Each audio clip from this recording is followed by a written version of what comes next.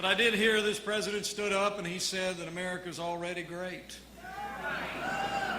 Things are going well. Kind of reminded me of what Groucho Marx used to say. Who are you going to believe, me or your own eyes? The truth of the matter is, the American people know after 7.5 years of this administration, we've seen American leadership decline in the world. We've seen an economy stifled by the big government policies of this administration, and the American people are ready for a change. They're ready for Donald Trump to be the next president of the United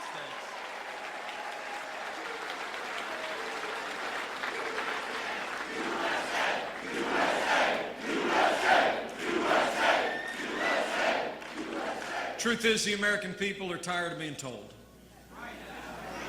We're tired of being told that this is as good as it gets. We're tired of hearing politicians, frankly, in both political parties, tell us that they'll get to these big problems tomorrow if we just elect them again, while they pile a mountain range of debt on our children and our grandchildren. And as Ronald Reagan used to say so well, we're tired of being told that a little intellectual elite in a far distant capital can run our lives better than we can run them ourselves.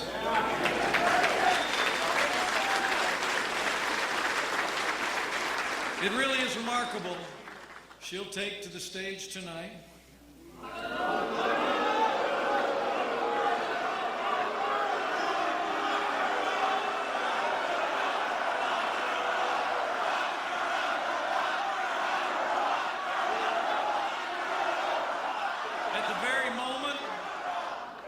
At the very moment when America is crying out for something new and different, the other party has answered with a stale agenda and the most predictable of names. People in both parties are restless for change. We're ready to break free from the old, tired, failed patterns in Washington, D.C. And the Democrats are about to welcome to the stage and anoint someone who represents everything this party is tired of, and this nation is tired of, and the American people are tired of. So we have to decide here and now, Hillary Clinton must never become president of the United States of America.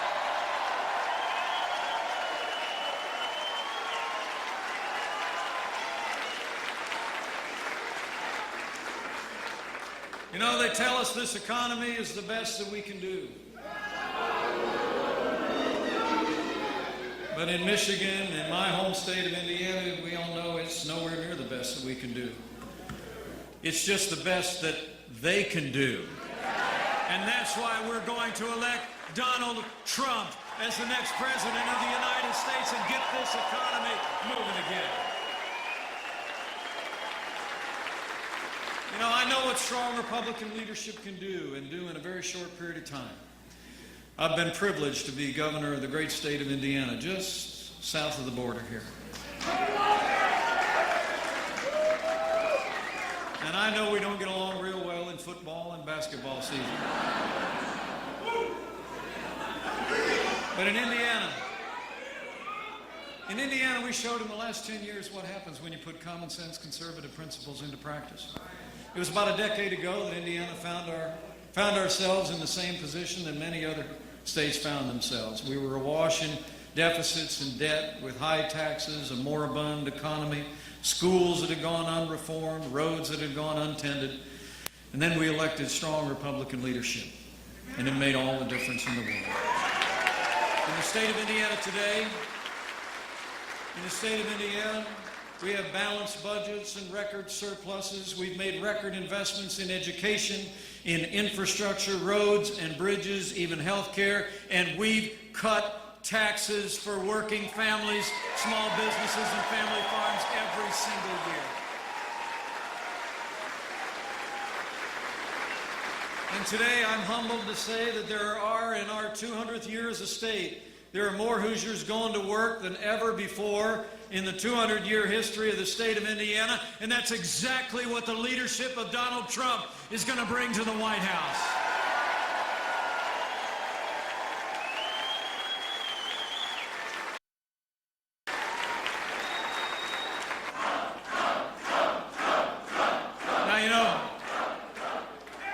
Somebody else who was mentioning My opponent in this race was mentioning his name quite a bit last night. He was talking a lot about my new boss. So I thought I'd return the favor. You know, Senator Tim Kaine and I, a lot of people say we got a lot in common. He was a governor of the Commonwealth of Virginia, and now he's a senator in the Democrat minority in the U.S. Senate under Harry Reid. Now, let me say from my heart, with my wife and my daughter present, I really mean this. I honor any man or woman who's willing to step up to serve our country in high national office. And we do have some things in common. We do have some things in common. He's got a wonderful family, father of 3, and we actually are both proud fathers of 2 United States Marines.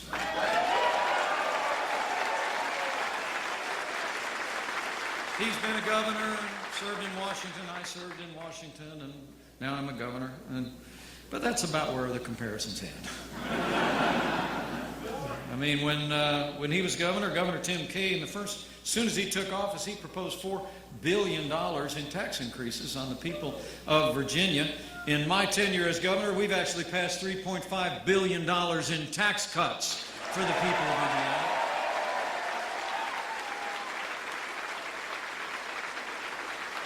Governor Kaine talked a lot about putting funding into roads and bridges. Didn't get a whole lot done, according to most people. But state of Indiana, where we like to say we're the crossroads of America on those Welcome to Indiana signs, in just the last 3.5 years, we've invested $2.5 billion in roads and bridges for our city and our state. And you know, while we're counting, I mean, when he was governor of Virginia, the unemployment rate actually doubled. And since I've been governor of the state of Indiana, unemployment's dropped from over 8% to 5%, one of the lowest in the Midwest and the lowest in the country. Other than that, we got a lot in common. But it does seem to me that he is the perfect running mate for someone who is going to grow government, raise taxes, and press down on this struggling economy. Hillary Clinton and Tim Kaine must never be in the White House. The truth is, they're part of a failed establishment in Washington, D.C. that's been letting us down for a long time. For years, we've had fundamental problems in this country that get talked to death in Washington, D.C. And I know what I'm talking about. I served in our nation's capital for 12 years, and I've often said if I only had 12 years left to live, I'd want to live it as a member of Congress. Because that was the longest 12 years of my life. I mean, the truth is, the town just talks for a living. But fortunately, our party and this movement had put forward not a talker, but a doer. A man who is going to go to Washington, D.C. He's going to shake up the status quo and demand that Washington, D.C. start to work for the American people, with the American people, and we will make America great again. You know, I don't know how to say it better. I mean, Donald Trump gets it. Doesn't he? I mean, I've gotten to know this guy. I've gotten to spend some time around him. And, you know, there's a saying we have south of Highway 40. When you get around people and around their family, they're good people, right? And how about those Trump kids? I mean, weren't they just amazing at that convention last night? But this man is a doer. He's not a talker. And when he does talk, though, he doesn't tiptoe around the thousands of new rules of political correctness. He stands up for the American people and says it like it is.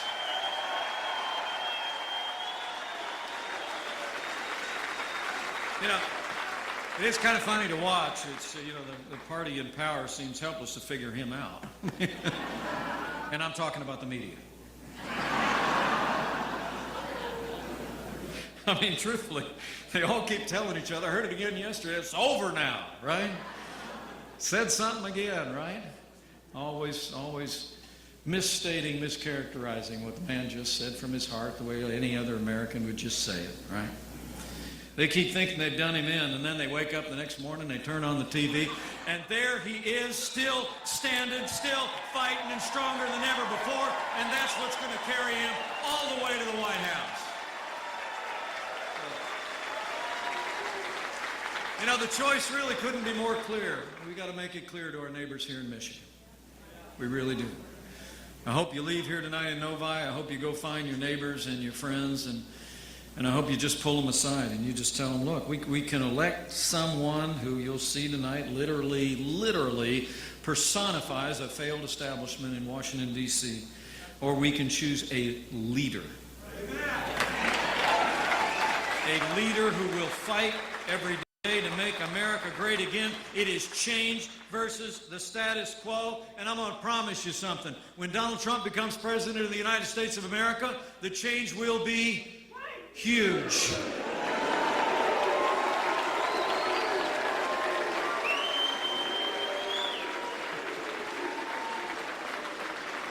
You know,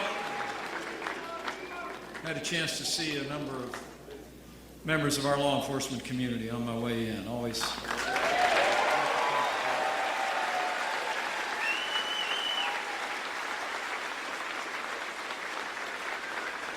been a heartbreaking time, hasn't it? In recent days for men and women in law enforcement. It's a time of great testing.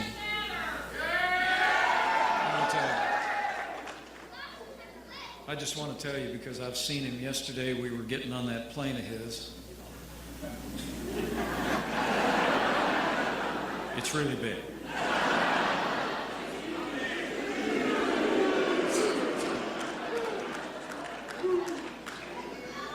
But before we got on the plane, there were probably, I don't know, there were probably 30 or 40 police officers who had done their thing, moving us through town like they're tasked to do. And before he got on that plane, he shook every hand. He posed for every picture. I'm going to tell you right now, as the Chief Law Enforcement Officer of the United States, a President Donald Trump will support our law enforcement at every level, at every moment, provide the resources so they can protect our families and go home safe to theirs.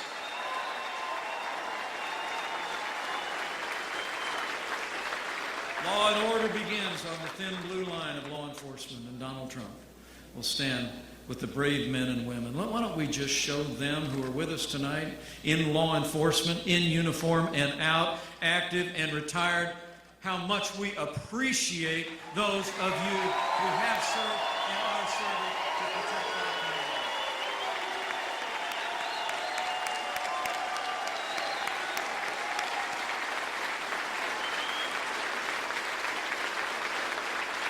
You know, and if the record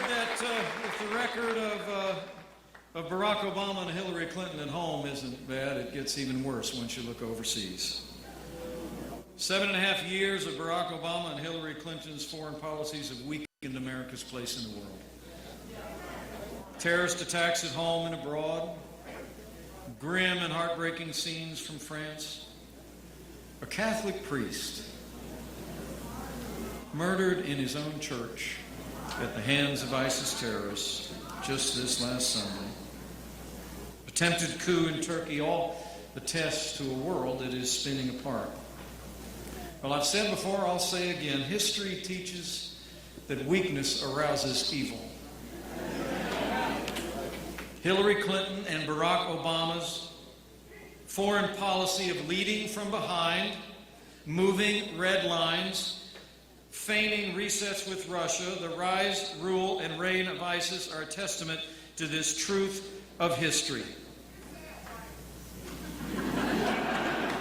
And it's important to remember, whatever you hear tonight at 10 o'clock prime time, Hillary Clinton's record on the foreign stage.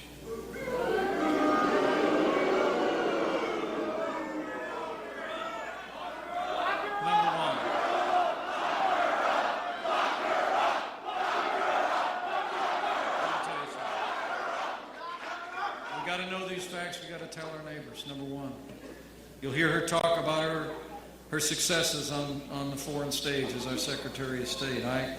Number one, it was Hillary Clinton who helped undo all the gains that we had made at the close of the last administration in Operation Iraqi Freedom. Staggering failure of judgment that set ISIS on the loose and launched the caliphate that threatens our freedom to this day. It was Hillary Clinton who instigated the president's disastrous agreement with the radical mullahs in Iran. And it was Hillary Clinton.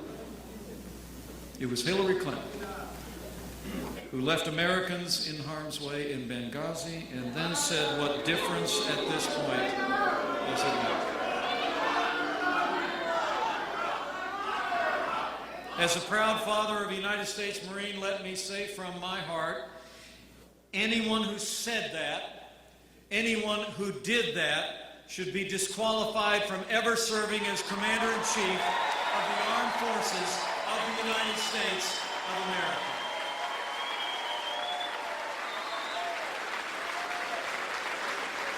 We cannot have 4 more years apologizing to our enemies and abandoning our friends. America needs to be strong for the world to be safe. And on the world stage, Donald Trump will lead from strength. Donald Trump will rebuild our military, stand with our allies, and Donald Trump will confront radical Islamic terrorism at its source and destroy the enemies of our freedom.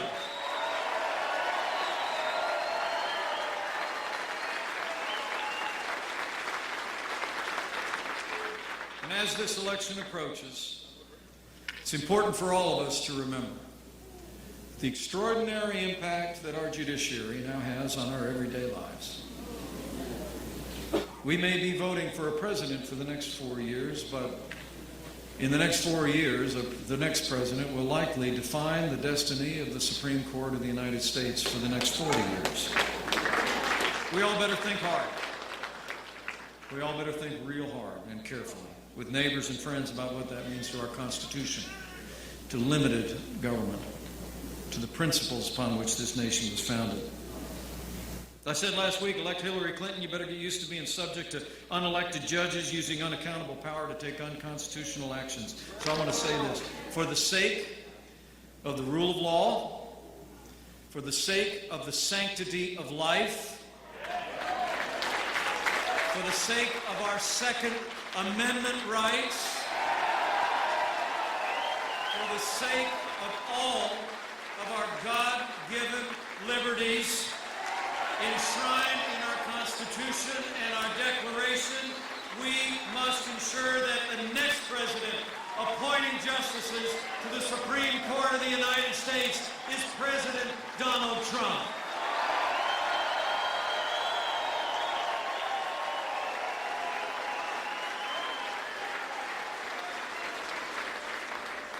And Donald Trump will defend our freedoms in one more way that I promised him about an hour ago I'd be sure to mention to you. Go to the wall! That too. You know, the freedom of speech and the freedom of religion have been at the heart of our national experiment since our nation's founding. History records that the greatest speeches advocating independence in 1776 rang as much from the pulpits of the country as they did from the town squares.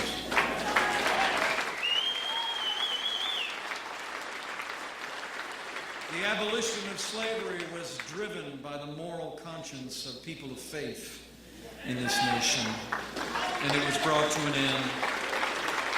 The civil rights movement itself sprang from the pews of Dr. Martin Luther King Jr.'s church in Montgomery and was animated by the faith of courageous Americans. But since 1954, when a Senator, Lyndon Johnson, added a provision to our tax laws that prohibited any tax-exempt organization from endorsing or opposing a candidate for office, our communities of faith have lived under the threat of losing their tax-exempt status for simply exercising their freedom of speech. Now, you know, politicians always ask what? Leaders ask why. And in a meeting 6 months ago with pastors, Donald Trump learned about the Johnson Amendment, and he asked why. And just last week, a repeal of the Johnson Amendment was added to the platform of the Republican Party, and Donald Trump will repeal the Johnson Amendment and restore the freedom of speech to the people of faith all across this nation.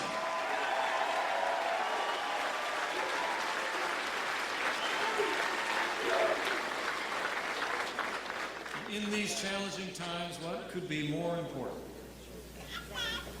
than remembering that which is beyond politics? You know, in these divided times, I think it is important to remember that what unites us in this nation is so much more powerful than what could ever divide us. When Alexis de Tocqueville came to America shortly after the American Revolution, he wrote these words that I think are worth reflecting on. He said, quote, "I sought for the key to the greatness and genius of America in her harbors, in her fertile fields, in her boundless forests, in her rich mines and vast world commerce, in her public school systems and institutions of learning. I sought for it in her democratic Congress and her matchless Constitution." But then he wrote these words, "Not until I went into the churches of America and I heard her pulpits flame with righteousness did I understand the secret of her genius and power." He wrote, "America is great because America is good. And if America ever ceases to be good, America will cease to be great." In these challenging times, at home and abroad, I say to you who share my conviction, who occasionally bend the knee, as we reach to make America great again, let's pray that He will heal our land again, and I know He will.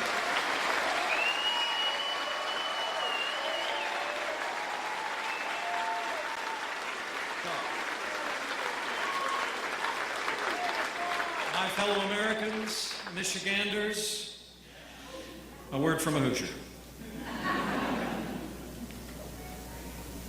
We have a choice to make. I think this is another time for choosing. Like comes from time to time throughout the history of this country. My wife Karen is with us tonight. Robert Frost is her favorite poet. She loves that poem about two roads diverged in a wood, and I took the road less traveled by. You know, we'll either, in this moment, in the next 101 days, we will choose to take the road less traveled by, that Americans have chosen again and again, the road of freedom and limited government, the road of personal responsibility, the road of standing tall in the world. Or we will continue to find our nation more and more looking like other nations in the world, with policies that stifle our potential and our exceptionalism. Well, this is a time for choosing. So here's your choice. If you want a president who will protect this nation and confront radical Islamic terrorism and rid the world of ISIS, if you want a president who will restore law and order to this country and give law enforcement the support and resources they deserve, if you want a president who will cut taxes, grow our economy, squeeze every nickel out of the federal bureaucracy, and repeal Obamacare, lock, stock, and barrel, if you want a president who will build a wall, strong borders, enforce our laws, if you want a president who will upend the status quo in Washington, D.C. and appoint justices who will uphold the Constitution of the United States of America, We have but one choice. That man is ready. This team is ready. Our party is ready. This movement is ready. And together we will elect Donald Trump as the 45th President of the United States of America. Let's get to work.